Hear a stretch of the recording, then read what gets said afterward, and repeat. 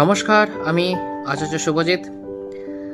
যাদের বিভিন্ন রকমের আর্থিক সমস্যা, এই সমস্যাটি আসার মেনলি কারণ হচ্ছে আপনাদের জন্মছকে শুক্র এবং বৃহস্পতি এই দুটি গ্রহের কোনো রকমভাবে পীড়িত অবস্থা রয়েছে বা দুর্বল অবস্থা রয়েছে। তার সাথে সাথে আপনার লগ্ন সাপেক্ষে দ্বিতীয় ভাব বা দ্বিতীয় পতি মধ্যে কোনো রকম খুব একটা ভালো সম্পর্ক আসছে না।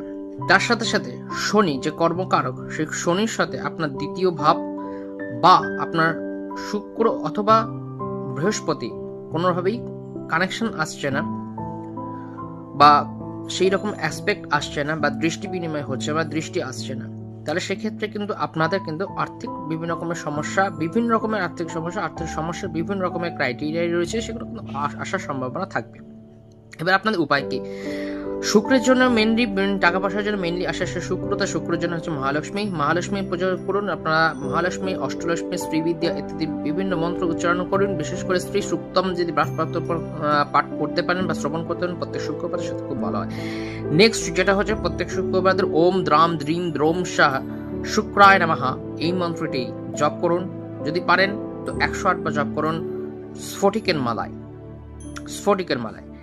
এবং ওম নমঃ শুক্রায় নমঃ যদি এই মন্ত্রটিরও আপনি প্রত্যেকটা দিন যদি 108 বার করে জপ করতে পারেন, তাতেও কিন্তু আপনাদের শুক্র কিন্তু মজবুত হবে। এবং শুক্র বিভিন্ন রকমের বস্তু আপনার দান করতে পারেন। যদি আপনার শুক্র খারাপ অবস্থায় থাকে, খুব পীড়িত অবস্থায় থাকে, দুর্বল অবস্থায় যদি থাকে, তাহলে সেক্ষেত্রে আপনার জন্মছক বিচার করে অত অবশ্যই দান প্রক্রিয়াটি করা উচিত হবে এবং জন্মছক সঠিকভাবে বিশ্লেষণ করার পরে বিভিন্ন রকম প্রতিকার গ্রহণ করা আমি সাজেস্ট করি। তবে এই সর্ষের মধ্যে আপনাকে বলবো যে শুক্রের বিভিন্ন রকম বস্তু আপনারা দান করুন। বিভিন্ন রকমের সেন্টস বা প্রসাধনীয় দ্রব্য, বিভিন্ন রকমের বস্ত্র যদি আপনারা দান করতে পারেন, বস্ত্র গার্মেন্টস যদি দান করতে পারেন, সেটা সবটাই কিন্তু শুক্রের আন্ডারের মধ্যে পড়ছে। ভালো থাকবেন, সুস্থ থাকবেন। নমস্কার।